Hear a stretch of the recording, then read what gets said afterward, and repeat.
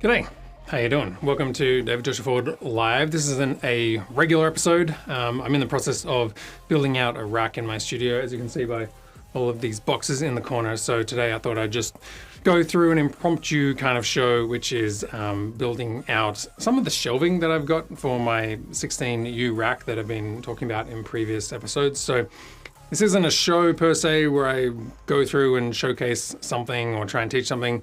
This is more just me unpacking Amazon boxes and B&H boxes and just trying to sort of figure out the best way to put these into my rack. So I figured today I'll just spend an hour just sort of getting these boxes open and show you some of the shelving that I'm looking at. And then down the line, we can take a look at other more complete versions of the rack. So feel free to just put this on in the background and just have this there. I'll just have the cameras on as I unpack boxes. Not going to be the most interesting thing in the world, but I do have the chat open. So if you do have any questions as we go along, feel free to just drop that in the chat and I will tell you what I'm doing or do my best to answer that as we go. So let's kick off.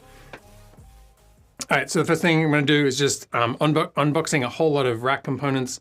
And probably only half an hour ago, the last Amazon boxes came and I've got some B&H boxes. So hopefully I can get through some of these boxes as we go along.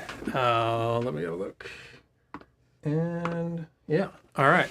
So feel free to ask questions as we go. All right, this is like Christmas coming at once. All right, so this one is, I actually don't know what this one is. I don't really have a good knife.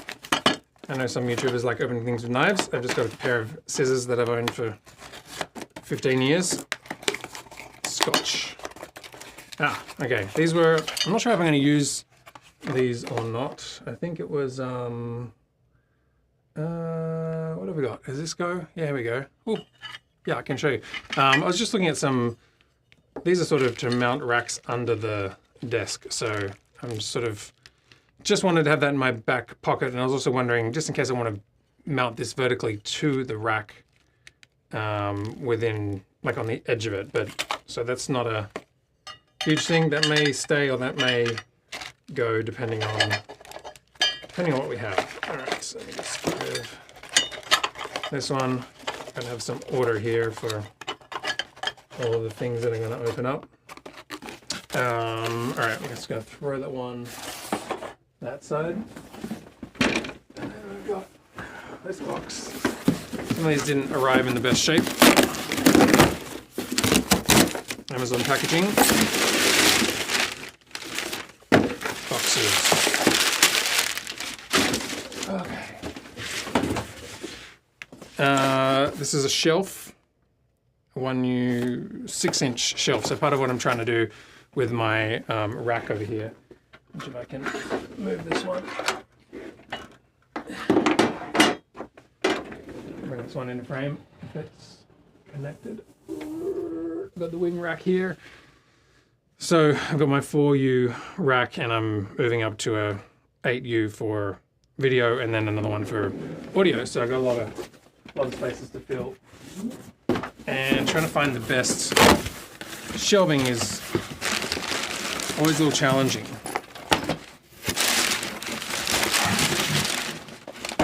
More shelving. All right.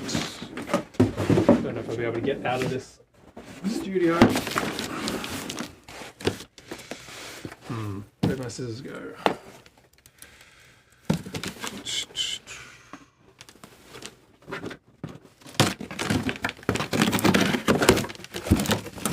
There. More shelves. Tech Mojo. I have no idea what brand that is. That was just, there's some on Amazon that I was just trying to find that was sort of in the 6 to 8 inch range because the shelf that I've got here is a 11.5 rail to rail, so it's kind of shallow. I wonder if I could move that across. No, it's plugged in, so I don't have enough cable there. All right. And then we've got B&H.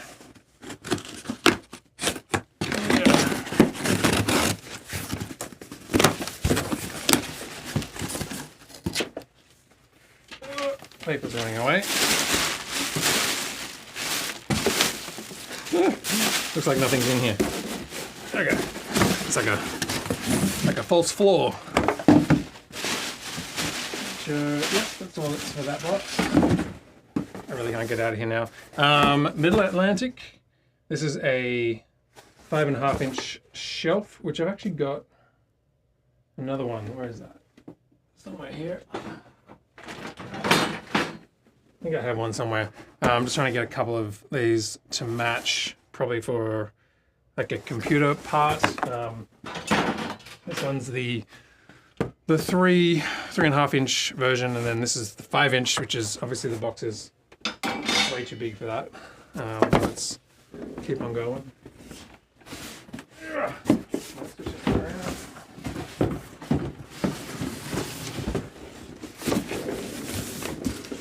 More B&H boxes. I really like B&H because I live in New York City, and so it's a very short distance to go check out things.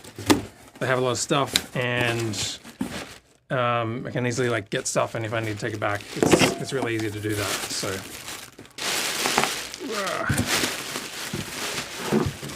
ooh, a few more fun things. All right, so this one is the Casa Wi-Fi smart plug, smart strip. I've talked about these on the channel before. So in my rack here, which is not the best shot of it. Let me see if I got a better shot of this guy over here. This is the rack. So previously I've had like a switching panel across here, which was this one.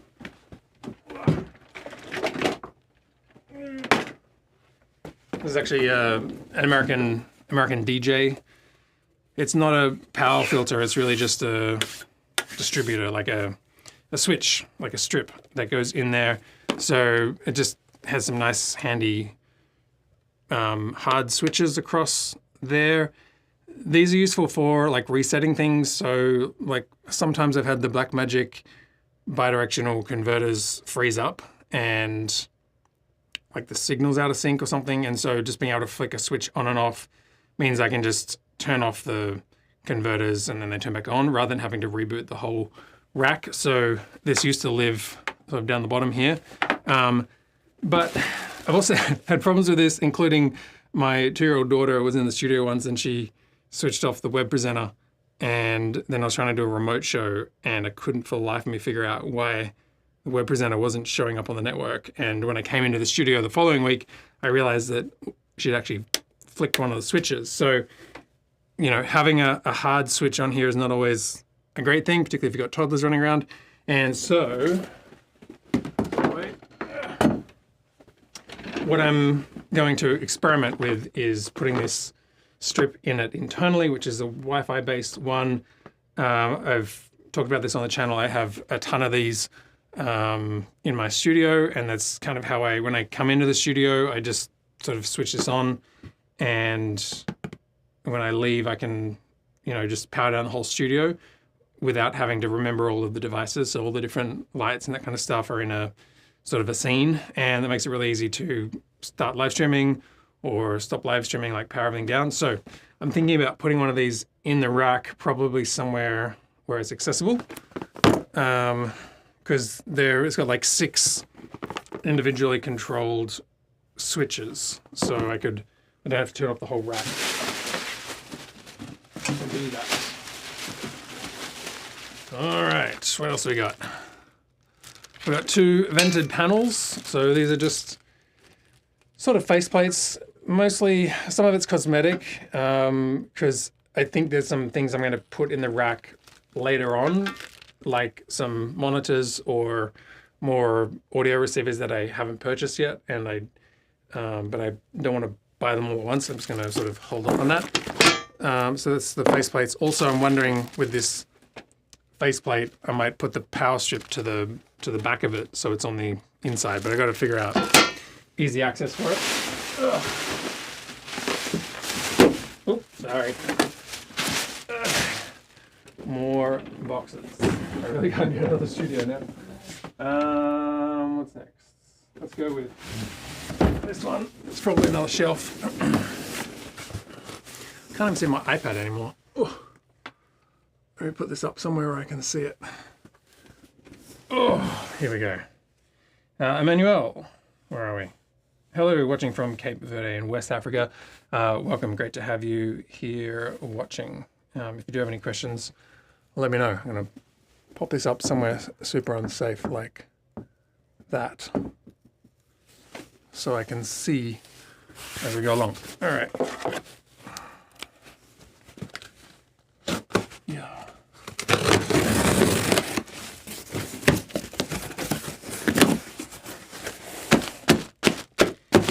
Sorry about the audio.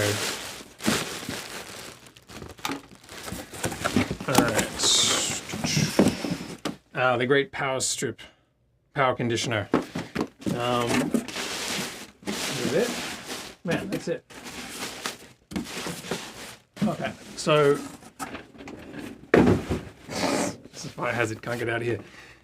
This is a really basic Furman. I think it was like $70 power conditioner. I'm always trying to find like the best power conditioner to save space in the rack, but also to have more outlets and ideally some sort of control over that. And so this is one option, which is the Furman Merit Series power conditioner, $70. But I am running out of space in this rack. I've got a lot of stuff I'm trying to fit in there, and so I have some other power options that I was looking at as well.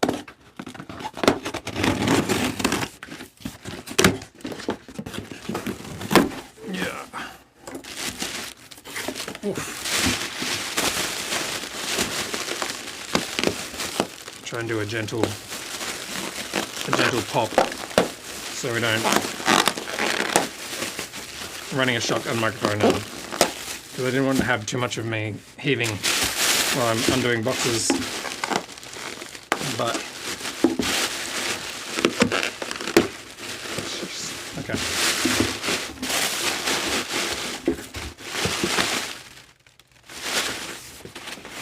More plastic. Okay. What else we got in here? All right, so this is the other Furman power conditioner, and so this is more of a one that is not rack mounted. It's more one that would sort of go behind a TV. But I'm wondering about getting this sort of like on the inside of here. It'll be this sort of in the wheel well, and so this would do the conditioning, and then I'd have control with the strips. So I'm just playing around with that. So that is that one, and I don't know what this box is. It's an unmarked box. Kind of looks like it's been resealed, so I wonder if I'm getting this from someone else. What's this one? Oh, Atlas. Always curious about this one too. All right, so this is the third power conditioner. So the first one I was talking about is a 1U, which would sort of go across the full width of the rack, and then we had this Furman, which would go on the inside. It wouldn't actually be on the sort of on the rack rails at all. And then this Atlas Power distribution unit, which are always deeper than you think. Very long cord, which I guess is good. What I like about this one is that it's actually detachable. Let me just try and keep track of everything.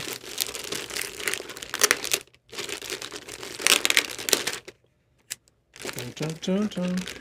I can't even see what I'm doing back here. All right.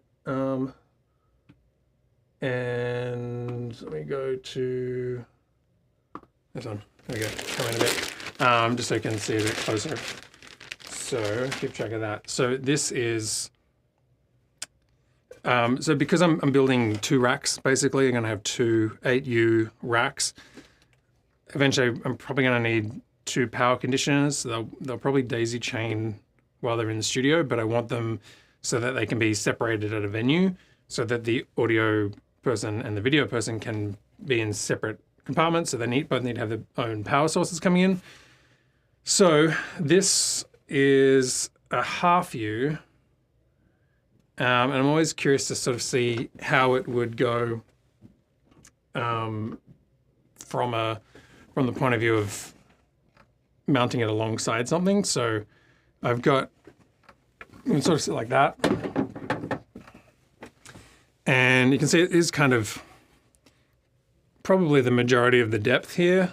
So it may not be, it might be too deep in terms of the power outlets coming out the back here would interact with or interrupt the patching on the back side of it. So again, it's a game of Tetris there, but it's kind of nice having the covered switch on the front, so you can actually lock it down so you're not going to bump it. And then on the back is 4 switched outlets and 1 non-switched outlet. And so part of my 3 or 4 conditioners that I've been trying to get is working out, can I utilize the space on this side in terms of, I've got other power bricks like the PoE Netgear switch is PoE power brick is pretty big, so that could maybe sit alongside there and do some of those power things towards the bottom. So that's one. And then the other thing I like is it's got a detachable IED. Is that right? IED back on here, so it means you can actually choose your length of cord. So I don't have to have a 15-foot cable when I'm 2 feet from a power outlet, but also I can make it longer if I want to. It also, my rack here, actually this is the back side of it. I've taken it out here, but I've actually got an IED connection here, so I have a little pigtail that could go into it. So this would actually be on this side. Probably move this down, you can see. So I could bring the power to the back here, and then basically be able to plug in power to the back of the rack without having to reach in to it. Not that it's that far in because this is a shallow rack, but that's what I'm thinking for that one. So we'll see how that one goes. And like I was saying, the nice thing about being close to B&H is that I can send them back if I need to. Oh, this was the other shelf. Let me see if I can pull wide again. The 5.5 inch shelf that I pulled out before, that's another one of those. So I'm trying to get some matching shelving, probably to put some computer parts on. Like I've got this 10 gigabit hub here, and so it's trying to just sort of match it to a shelf. I'd probably put a bit of, double stick 3U stuff, like the, dual lock, that's what I'm saying. Dual lock, and then I'd probably zip tie it and probably call it a day with that, rather than getting something more specialty. And I quite like all of the holes in it, means that there's plenty of ventilation to keep things going through.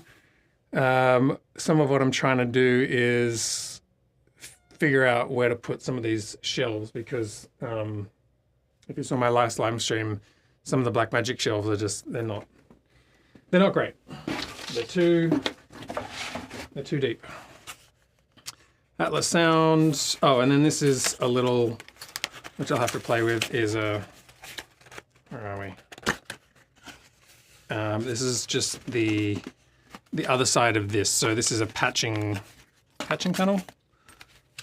Like basically the other half of the rack. I don't know if you can see. What have we got here? I'll go across it to my rack again.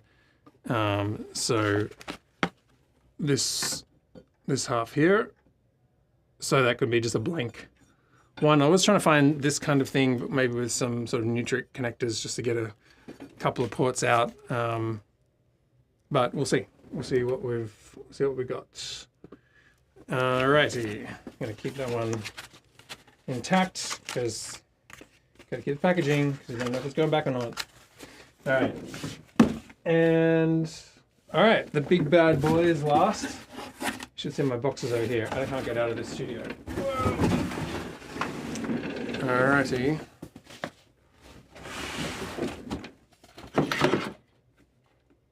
Yeah.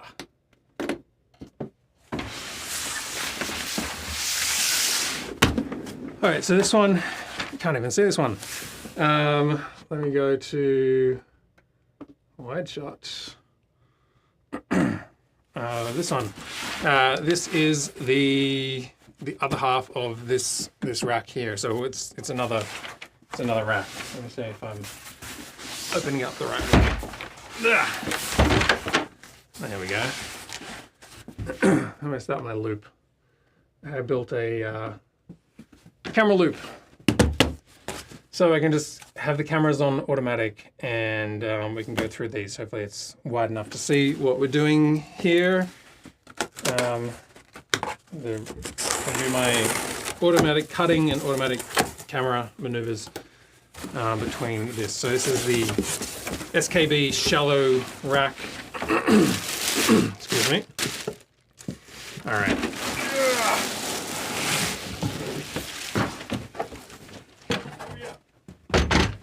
Okay. A nice big bag. More boxes.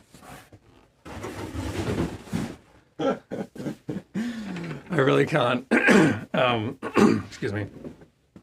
I really can't move anywhere, so we shall see how we go here with the SKB. All right, so this is the side. Try and get it where I can see the camera. Let me just abort that and go to wide shot. And we'll just pan down a bit until I hit my teleprompter. There we go. All right, so this is the empty rack. It's got a pull-out handle. And I've basically got two of these so I can stack one on top of the other. Yeah, let's click over here. And there we go. All right, so got some butterfly clips, or latches, whatever you call them. Same on the other side. And then this whole side panel comes off. Hopefully that doesn't run away. And this is sort of the inside of the rack.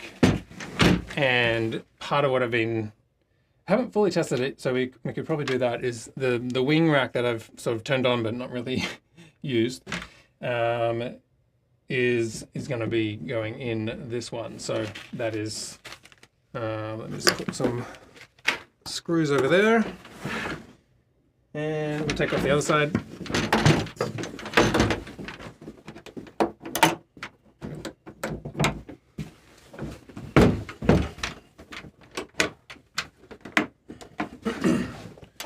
Ta-da! And then that is the rack.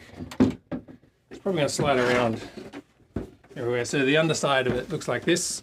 It's got the sort of cavities there to fit into the other one, like EcoFlow, and the shelf here. So that's upside down, and it'll go like so. Let me see if I can restack my boxes. I'll get rid of some of this stuff.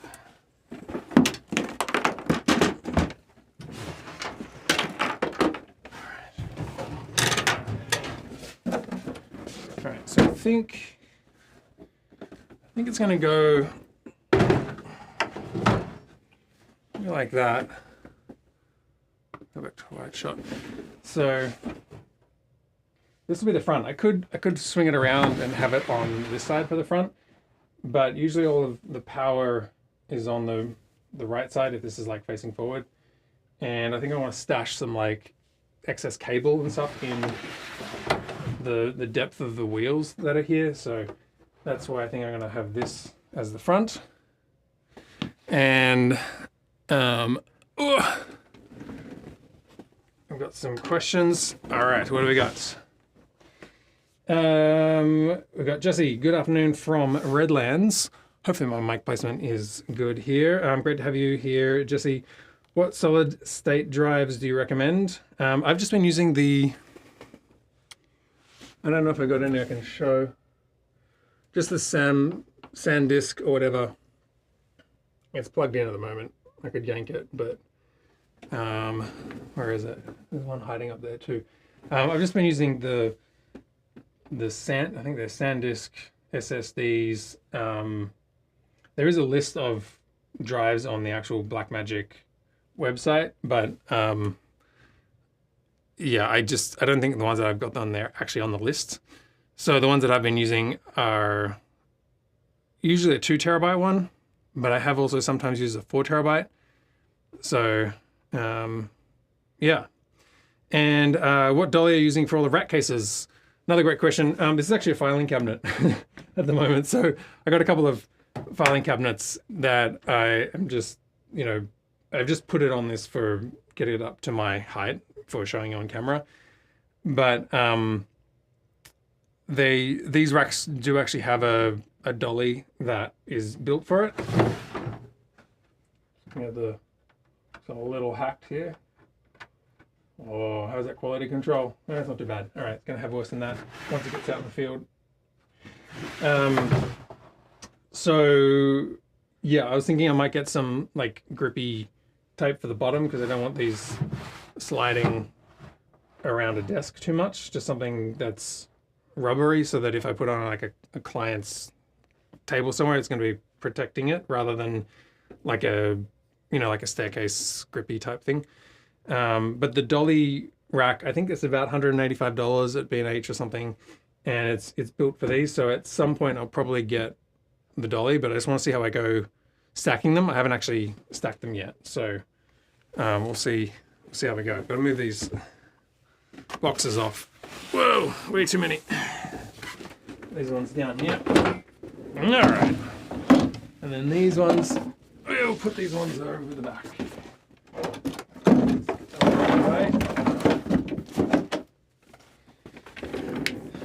All right, this one's not plugged in, so I can grab this one. I've just been I have this 4U rack, which I put it on, which part of me wanted to keep the rack that I've got already. Get this one out, put this one away. Where are we? Yeah, so I'm just gonna pull my control panel over here a bit so I can see what I'm doing. All right, so you can see what we got. So this is my old 4U rack that I've had for a couple of years, and I've put the Behringer wing rack in here, which I'm really excited to do some more things with, and it still already has, actually I gotta put that button in there. Where'd that go? Let me go copy that one to here. So I can actually already on Companion, I can do the muting of channels, and so I've started getting the connections to the Behringer wing up and running, but it's very, very preliminary. But this is the plan, is that this is going to live in the rack. The audio is all in the rack, and all of the show automations will happen through Companion. And so I just felt like this rack, even though I'd like to reuse it, I probably just will have to sell it off, because eventually I'm going to want to put some more audio receivers and stuff in here, and this takes up the whole unit, and maybe even like a Stream Deck Studio or something like that in there. And then I also kind of wanted this to match, so it's kind of sits a bit more flush in the studio here rather than it poking out. So all right, let's go back to the wide shot here, and we're going to go over to here, and we'll see if we can stack this one up. I should probably take my loose components out.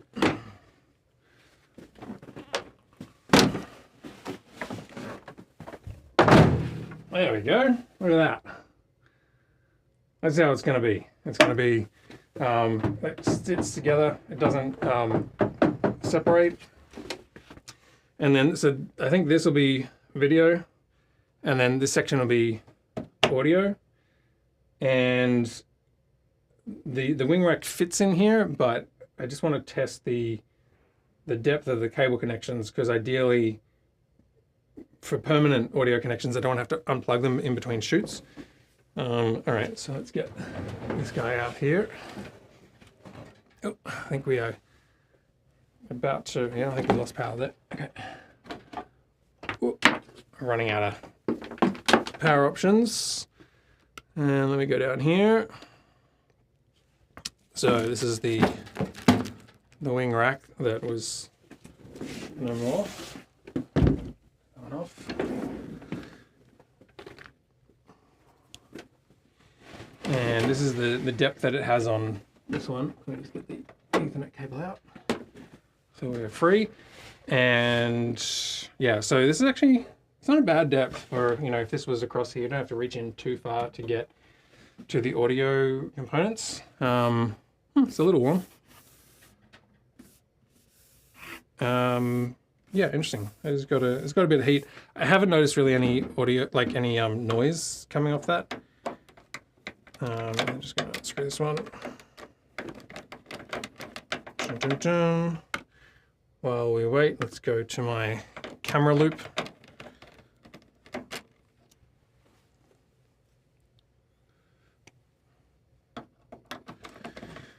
And Jesse says, have you found what depth of rack shelf do you use? I have a 4U and two 8U 12-inch deep racks, and I found that the 13-inch deep 1U and 2U drawers work great for my workbox rack. There you go, I got these ones.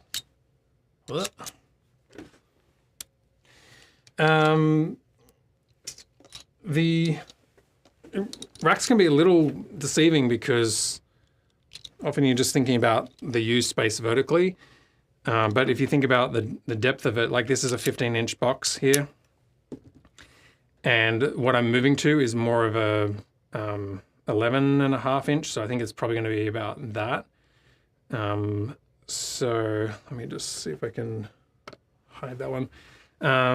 So yeah, I wanted to get away from racks where I was going to reach too far in and tinker around. I kind of want to use the vertical space so that I can see the connections and access cables more easily. And like to that end, all of my converters, I think I'm going to try to sort of mount these directly and connect to these directly rather than having to do so many patchings, which is useful once they're in there, but sometimes I just want to rip these guys out and take them on a shoot just on their own. All right, so let me see. This is the other side of that. This SKB, I forget what the name is, roller or something. It's a 4U box, about $450. It actually has like plastic, like rack ears here. But I haven't found it to be too much of a problem because it actually has the square studs. And it's good because if you strip them, then you can just replace the little nut at the back. Whereas this new rack, the bars here are the actual thread. So I got to be careful about, you know, opening and closing it too many times. Back here. What else we got? Michael, good evening from Germany. Unfortunately, late again. No, there's no schedule here. I just, you know, for today's show, it's not even a show. I'm going to do a live stream on Thursday, but for today, I was just unpacking all of this stuff, and I figured I would have a way of just getting some of this shelving stuff sorted, and might as well just sort of go live and talk to you through it as I'm doing that. Jesse says, the 8U rack I use for the converters and switches gets a little tight when I'm placing the panel mount patch in the bays in front of the 10-inch shelves that I mount everything to. And he also says, the audio engineer I work with uses an X32 rack with a Wave sound card and has a fit controller and touchscreen case and the servers that he loves the power and flexibility it provides. Yeah, I was weighing up whether to get like the compact, which is like I think space-wise, it's not that. It probably is. Yeah, it's probably more like this kind of. So it is bigger. So the rack is definitely smaller, but also for what I'm doing here, I mostly wanted to get everything, and sort of the way I work is like building a rack and then everything is out of the way. And I want to do more automations and remote controlling through the Stream Deck. So I'm going to be building that out. And I just felt like the wing was, where the product is headed. I've done some installations with the X32 and that's been good, and was also a little bit smaller, which is kind of handy. It was a 3U rather than a 4. But I think I haven't really, like I barely switched this on, but already just the software interface looks much more modern, which is quite nice. So I should have plenty of room in my audio rack to fit into here.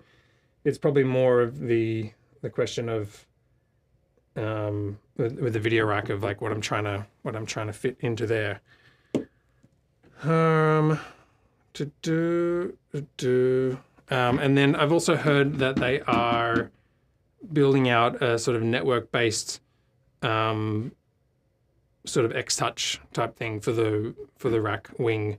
And I'm also going to be testing out the P24 controller.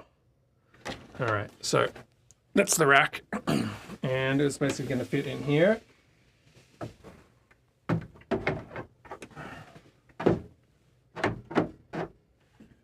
There we go. Should be able to get that in there. I'll probably mount this up just a little bit, but for now I just want to check the depth. So where'd those screws go? Always a challenge. Actually, I have some screws over here. Move these ones aside. And get these ones. Oh, this is the tricky bit. See down here. There we go. It's gonna be quality viewing here. Trying to watching David fitting screws. It's a bit of a wiggle. There we go. All right, that's one.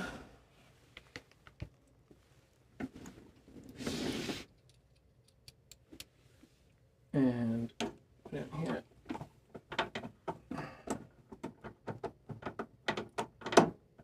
There we go, found it.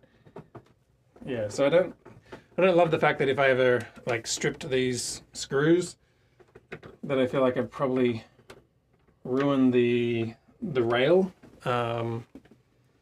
But hopefully not doing too much in the way of it going backwards and forwards. Is that enough? Is 2 enough? Maybe 2 is enough.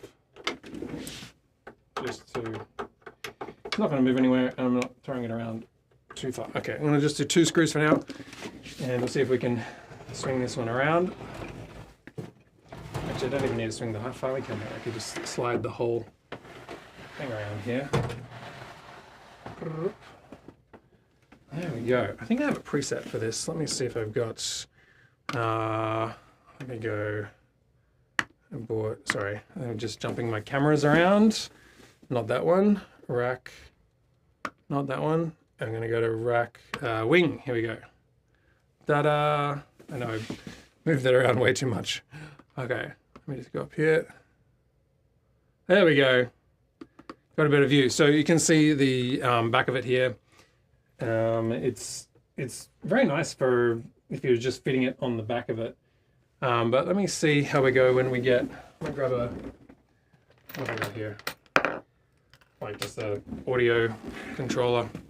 So if I, had an audio receiver or some sort of XLR cable, I just wanted to see how the fit is, how far it sticks out, because I feel like it's going to hit it again, which is probably not the end of the world, because I might just need to get some custom patch cables, because that is a very nice fit in terms of being very accessible for these panels here.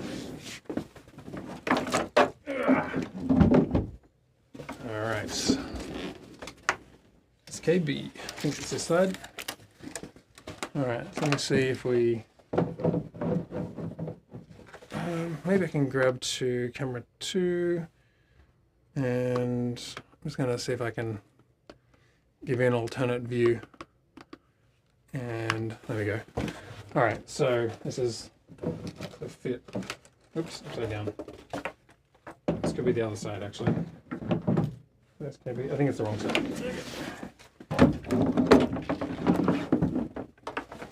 Might as well go with the logo on the right side. Okay.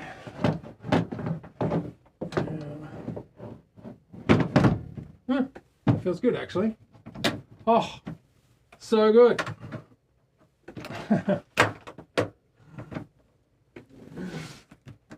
Love it. That was like my one thing. I'm so happy right now. All right.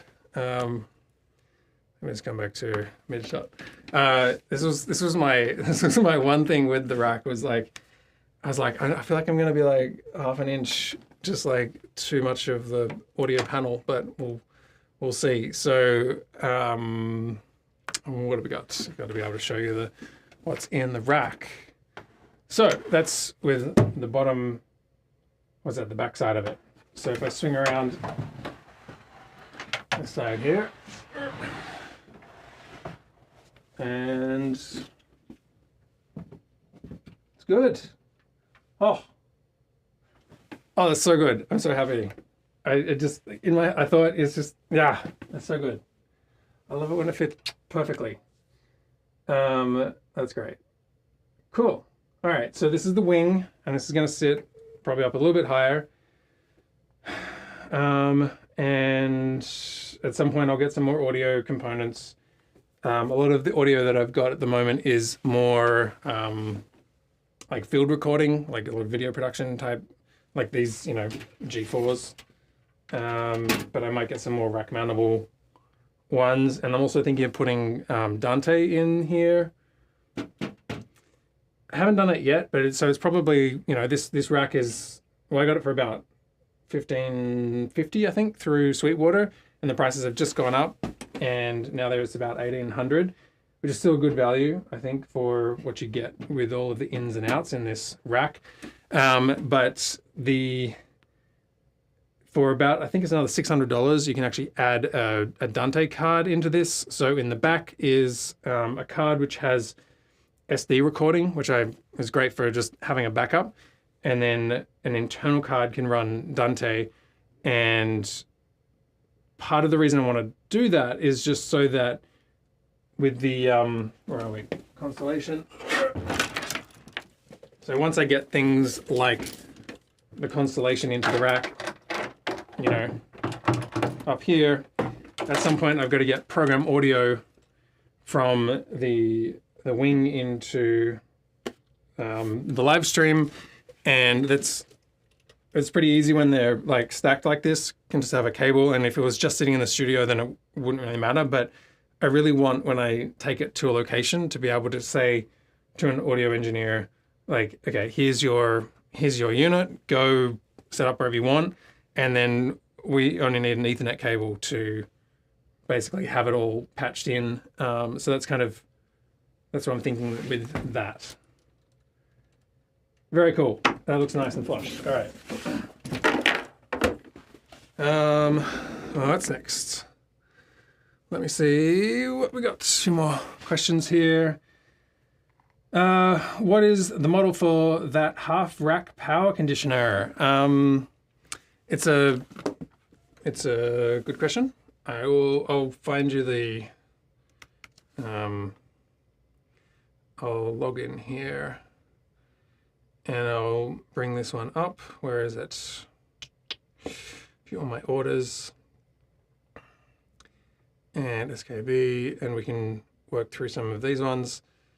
Okay, let me go. I was going to show you. Where did that go? Down here. Where did I put that down here? Okay.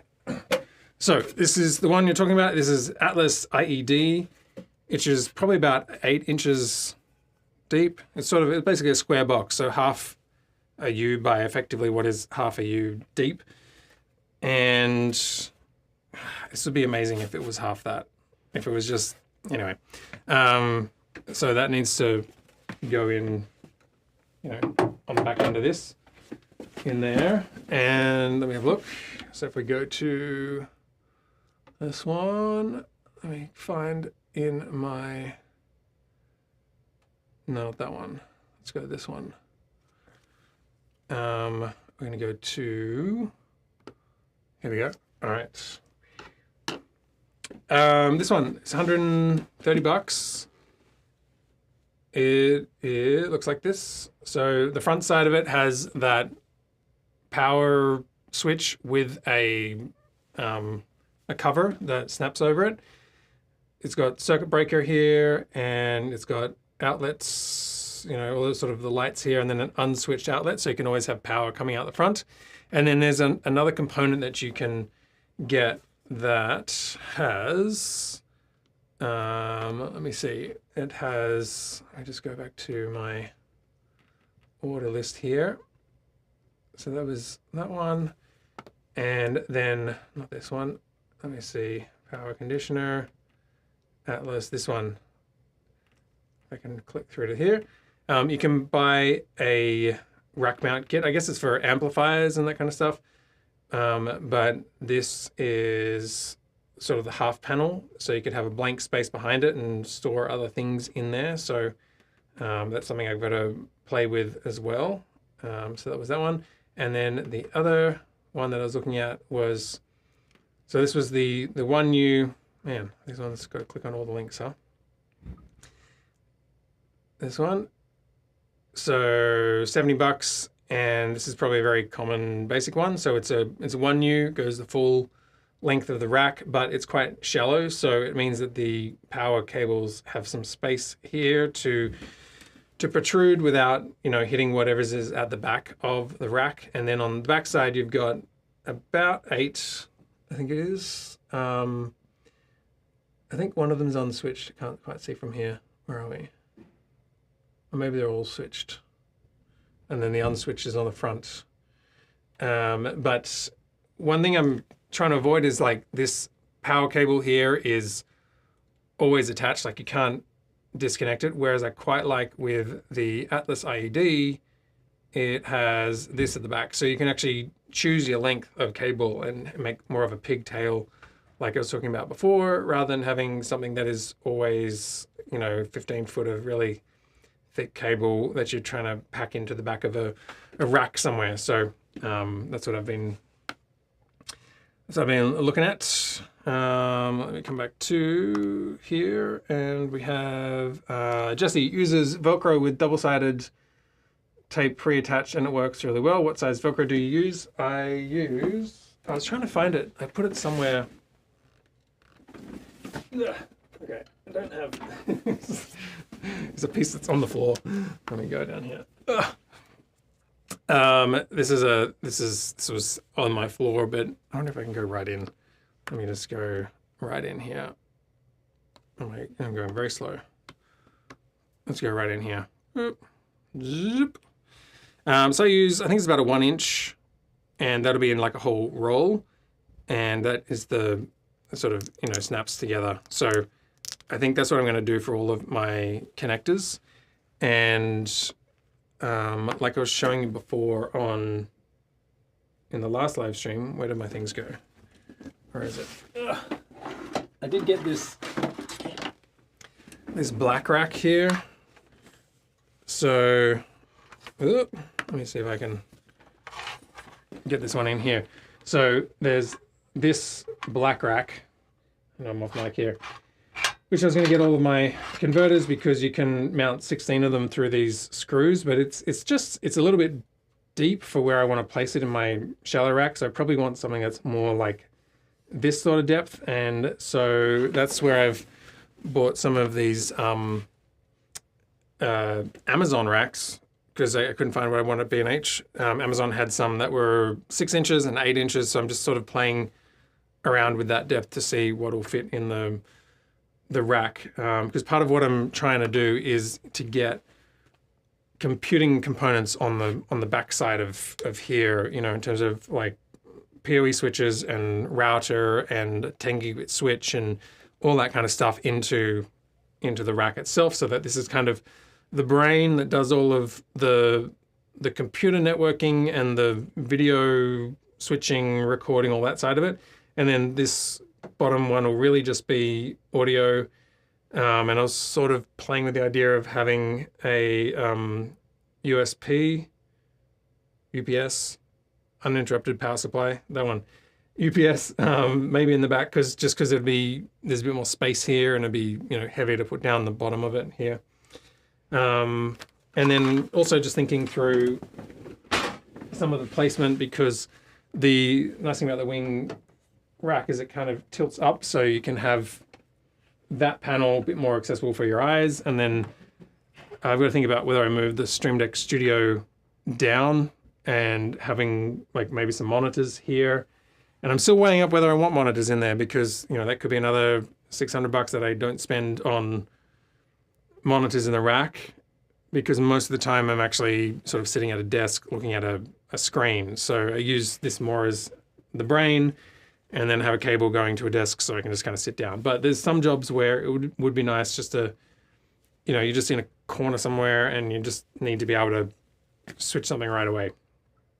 But that's kind of the flow of the case. And then at the front side here, I've got some cables coming out, more like HDMI and USB, but that would be more for using when you've separated these racks, and this would be the bottom, because I don't really want cables coming over the top of that. So yeah. Jesse says, the nice thing about the wing rack is that it can have built-in Waves card and a Dante card installed, and so it's extremely flexible in terms of digital patching. Yeah, it's really got a huge amount of capability. Make sure you go check it out and just see what's in there. And as I was saying before, the price, even though it's jumped up $200 to $1,800, but I still think it's great value for what you get in that. Like, you could even just run that rack, and that would be a little studio, and you'd have more than enough to do podcasting and all that kind of stuff. Where are we? Those SDI converters will get very hot eventually. I plan on using 3D printed mounting for the micro converters. They give more space to place a mount fan if needed. Yeah, I guess I was trying to work out whether for these ones, down here, I got to kind of balance all these ones here. And let me see if I can come in. What do I need to show you that? I can show you on my, maybe it's this one. Is it this one? Oop, there we go. So these are the 16, you can sort of screw up this way, but then they're permanently attached, and there's sometimes where I just want to grab a couple of bidirectional converters to go to a shoot that's not like a whole live stream. So I'm weighing that up versus maybe doing more of the double-sided tape on sort of the bottom and the sides, and then kind of stacking them, which would give, a bit of a gap between them, some airflow, and it would, yeah, I don't know. That's kind of what I'm weighing up. And all those racks that I showed you before, that's what I'm considering. And maybe something that's a bit shallower. I think this is 8, so probably more like 6 inches here, but really just wanting to get the HDMI here at the front, just so I can patch directly. Get this one back down. Oof. What else we got? Can you link the rack cases? Can you link the rack cases? Yes, I can. So under, let me see. I could put them in rack cases. Here we go. This one here. So under this one, I've got 2 of these ones which are stacked on top of each other, and it says 340, but you can also get it in a 6 RU and a 4 RU if you want to get really kind of little and cute. And then the other one I had was SKB 4U, I forget the name of it. I think this one, injection molded studio flyer. So that was the other one that I was showing you at the beginning, which is, it's not cheap. But that's about 15 inches deep, whereas the shallow case is 11.5 rail to rail. So it's not quite as, but it fits the equipment that I'm wanting to fit into it. So I can, after the live stream, I'll add some of these links in there when I get a moment. Let me see here. What have we got? Where are we? Jesse says he highly recommends the EcoFlow solar generator type battery packs instead of a rack mount UPS. They have sub 30 milliseconds switching from wall to battery power. I'll have to check those out. Solar generator. That sounds cool. And Jesse says, I haven't found a need yet for cooling the racks and converters, but I've been thinking about mounting 120 millimeter case fans to help with that.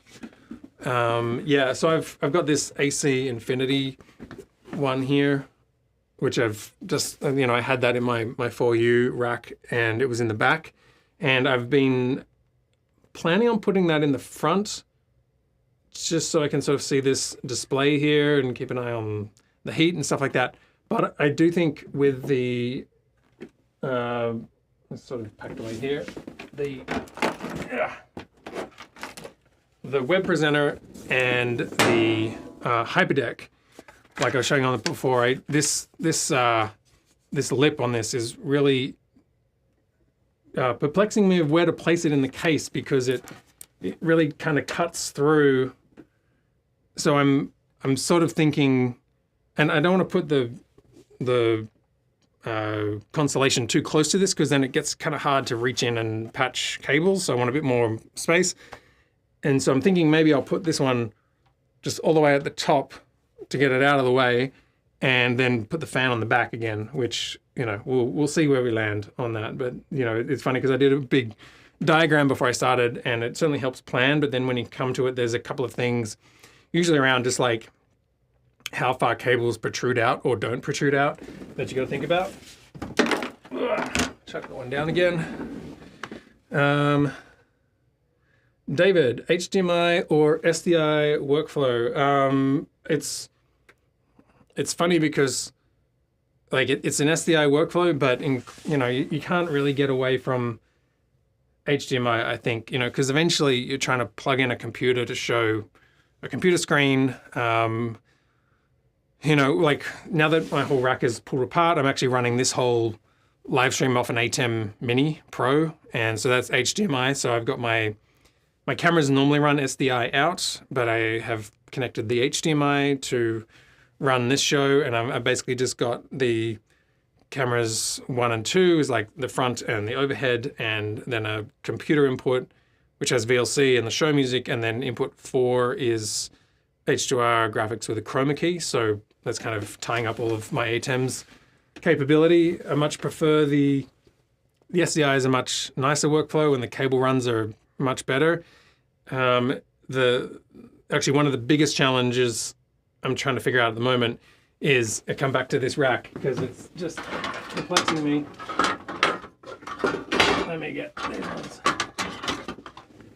Like once you get all of these converters, these bidirectional converters, like they're very inefficient. And I wish Blackmagic would make a 1U conversion panel that also records and loops through and has both HDMI and SDI outputs, because I'm running 1, 2, 3, 4, 5, 6, and then I've also got I just bought a 12G one just because I needed another one, and I keep on buying 4K components because the stuff that I buy, I think at some point in the next couple of years I'll switch this to 4K, but there's a lot of things about jumping to 4K that just require a lot more thinking through. Like it's fine just to go get a new switcher and then plug in some cameras, but then all of your recording and all of your monitoring kind of needs to be updated as well. So, but yeah, all of these are very bulky, and then they all need a power source. I had some luck with these. This is like a 6-bank USB that's pretty compact, and then these are USB-Cs going into these adapters. So that's reduced some of the bulk, but that's only 6, and I need probably 10 of them now. So I got to, I don't know, maybe buy a new power bank, and just all that stuff becomes more space in a rack that is. It's the stuff that's not fun. Like, if you can get it really neat and package it away, then there's some satisfaction in that. But it's not the fun side of a rack. Like, the fun side of the rack is putting the Stream Deck Studio in, or getting the switcher in and stuff like that. Let me see. Jesse says, what options have you considered if you do want to add cooling? A lot of people use AC Infinity stuff. Yeah, I don't know if I was a bit behind here, but I've got an AC Infinity fan, which is just the one new. I actually put this on a 12-volt circuit, and then I've got in here I've got these 12-volt switches that I've built into this custom panel. So Redco audio. You can like build your own. I think it was a very early live stream I did was on that. And some of the expensive stuff becomes all of the actual like Nutric connectors in here. So now that I've got a lot of them, I could reorder this panel just with different holes in it, and then sort of reconfigure what I've got in here. But I've got some like headphones out, HDMI out, USB-C, USB-A. These are all sort of USB connecting back to, well, they were connecting back to the web presenter and the hyperdeck and all that kind of stuff. But now I'm placing an a Mac Mini. I was going to say ATEM Mini, a Mac Mini inside of the rack, and so all of those like web presenter, hyperdeck, and all that kind of stuff, they're going to be connected directly to the Mac Mini, and then I'll just administer it remotely over screen sharing. So some of these will become redundant. These will probably become sort of Mac Mini outs for plugging in a hard drive, or like a webcam out or something like that. And so that's USB. And then these 12-volt switches, just really nice. I had one connected to the fan because in this studio, it's quite close to where I am. And so if you start cranking up those fans and they're close to a microphone, it's really loud. They're not the quietest of devices. So it was something where I could have it. So, when I'm going live in the studio, usually for an hour, I'd sort of shut the fan off. But when I take it to a job, I'm usually like with this equipment in a control room type thing. So I'm not really worried about the sort of the audio level of it. But yeah, it's been fine. That fan, I wouldn't say I like love it or hate it. It's just kind of, it's a fan. I have done, for some installations that I've done, I have done more of the 12-inch or something. I can't remember, like bigger fans in a big rack build that has more like bringing air in from the bottom and sort of exhausting it out the top. But that was more of like a 24U rack build. What else we got? It would be nice if the AC Infinity gear had a companion module. I haven't found anything similar with that ability though. I don't know. I haven't looked into it too far. I think like I sort of manually control it here, but the other route would be just plugging it into the TP-Link, like I was saying in there, because this will turn up as a switch with one IP address and 6 sub ports on it. I don't know how to say it. And within Companion, you can control this. So that's where in Companion, you could build triggers to automatically turn off a fan at certain times, So I'll probably use it for things like that so that I can just, automate that. Because, and I think if you go back about a month or like 2 months ago, I had a live stream where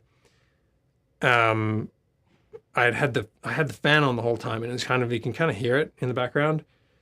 I think I just hadn't registered because it was, it's just sort of background noise and you don't really think about it. And I was thinking about everything else that I was doing to get the live stream going. So getting that sort of stuff automated and off my plate is a good fail-safe of not having to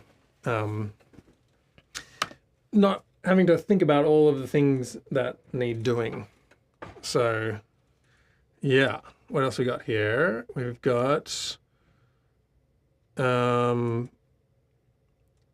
also highly recommend the 79 SDI patch cables. They're much easier to patch than regular SDI. 2-foot length is perfect for going from the front of the rack to the back. 1-foot cable is too tight. I do agree with you with 2 feet. I will say there's something about 2 feet that is within a rack. I just seem to keep coming back to that length. Yeah, one foot just ends up not going anywhere, and then 3 feet, you've always got this excess. So 2 feet is kind of like a sweet spot. The other problem with the blackmagic converters is the benefit and the curse. Automatic pass-through of all 4 jacks are not in use. I'm going to switching to decimator MDLX because of that.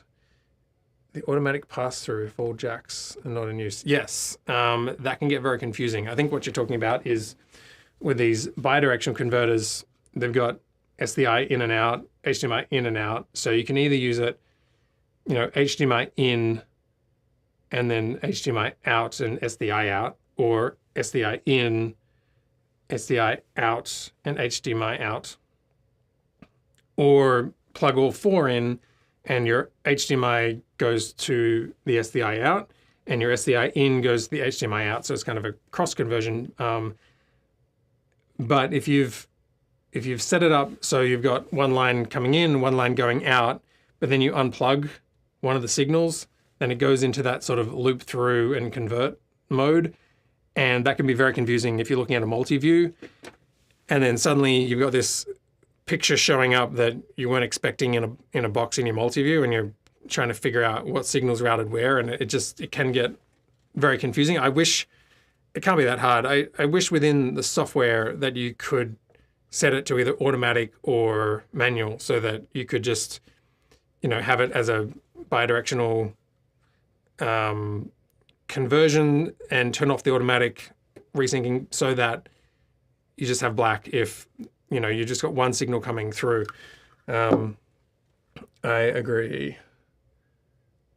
Jesse says, I love the TP-Link power switches. Have you used their power monitoring features? No, I have not. And do you ever have connection issues with Companion?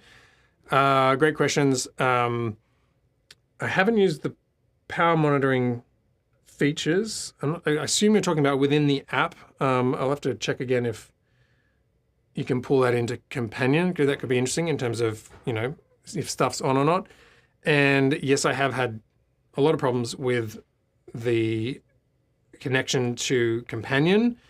I think it's that the module hasn't been properly upgraded to version 3. And so I've had some where it's sort of timed out and I can't actually update the IP address in the module, and you've got to kind of delete it and start again. And so it hasn't been, it used to be great. And then when Companion went from version 2 to 3, it was a bad experience. I think the developer of it just hasn't had time to upgrade it. But if that could be upgraded, then that would be great. But actually, for the most part, I'm not using it with Companion.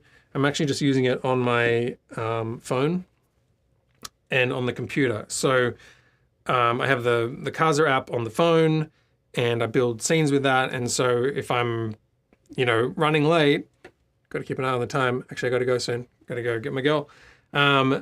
If I can just run out of the studio and be in the elevator and switch it off from the elevator. So that is handy. And then also on the computers, it has the same sort of thing. And it's also in my dash bar or something. I think you call it that. Let me go back to over here. Over here, where are we? It'll just be like this. So this is the little Casa widget.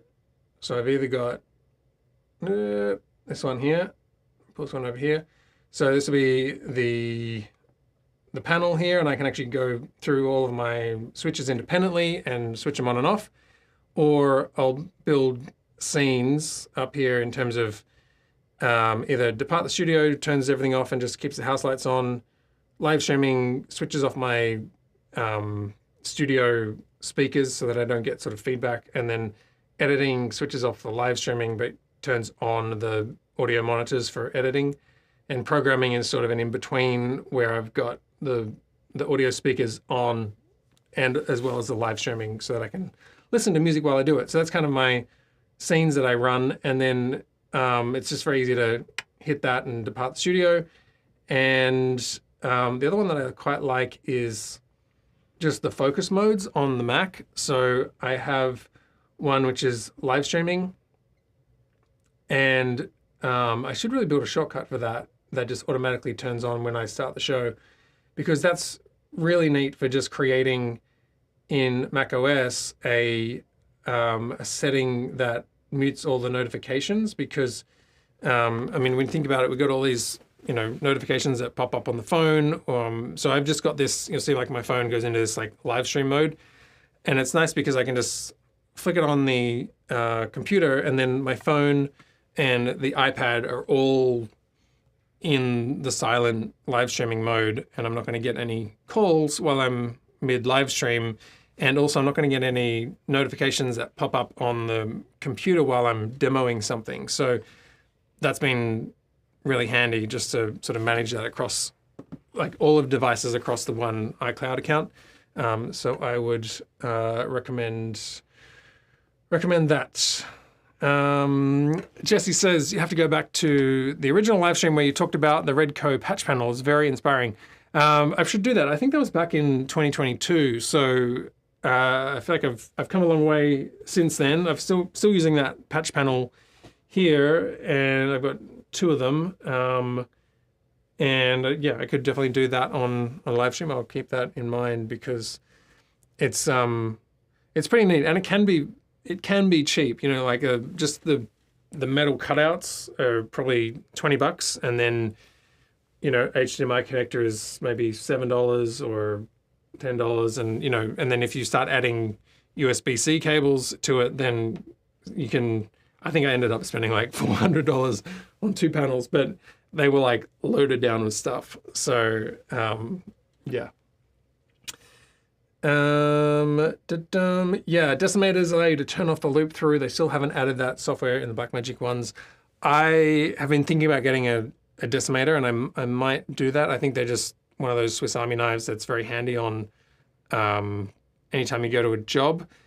And I'm thinking about, because I have this teleprompter here that it's still running an old screen, which is like 10 or 11 inches. And I really want 18 inches, but I'm trying not to spend $1,000 on a screen. So I just haven't found anything yet that I like, but we shall see. But that would decimator be great, because then I could do the mirror flipping in it that a lot of monitors don't have on the sort of cheaper end of things. Where are we?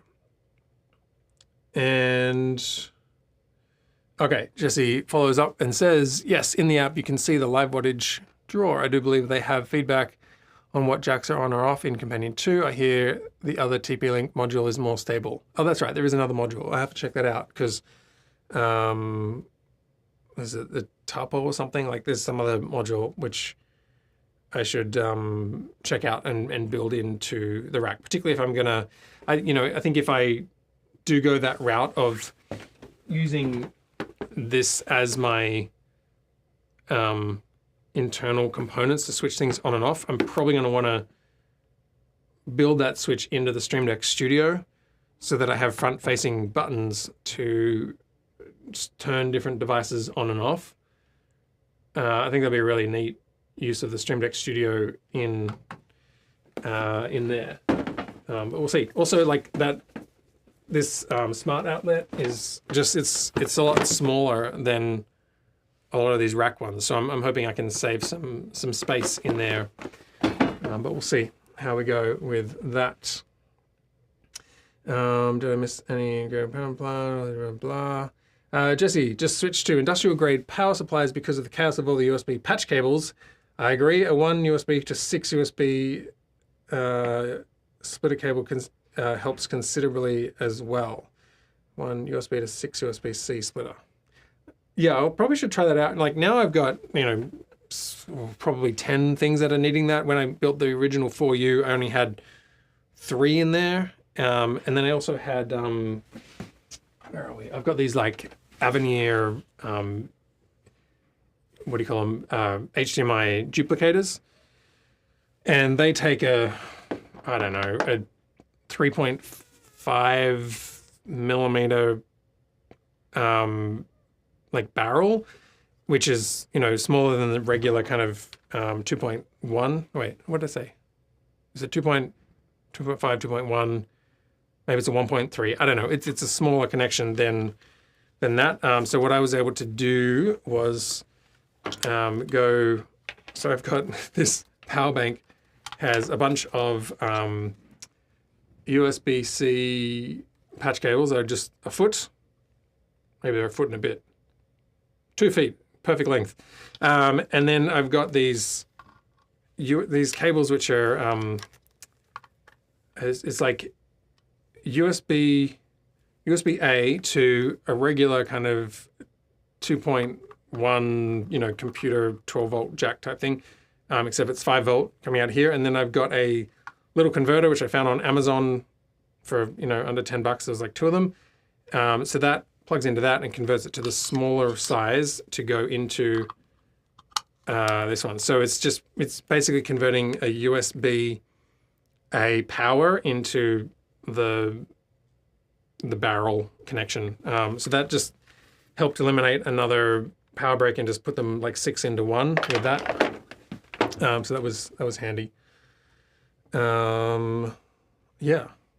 All right. I think, what are we? 4:45 here. I got to get out of here. I got to go pick up my daughter. So hopefully that was helpful. Let me see what I've got. Yeah. All right. So that was just a quick look at sort of unboxing some of the rack that I'm in the process of building out over the next couple of weeks, trying to get it all done before the baby comes. But join me on Thursday, 2 days time, and I'm going to be doing a live stream on DJF 4.2. I have updated the profile now, and if you have already bought version 4 of the profile, go back in and you can download the update for free. And that is got a ton of things like logging and clock control and the YouTube module. So make sure you go grab that, and I will see you on Thursday at 2 o'clock Eastern time, and we'll go through all of the new updates of how to control this big rack via the little Stream Deck over here, because that's the goal, is like getting this little guy to control the big beast in the background. All right, take care.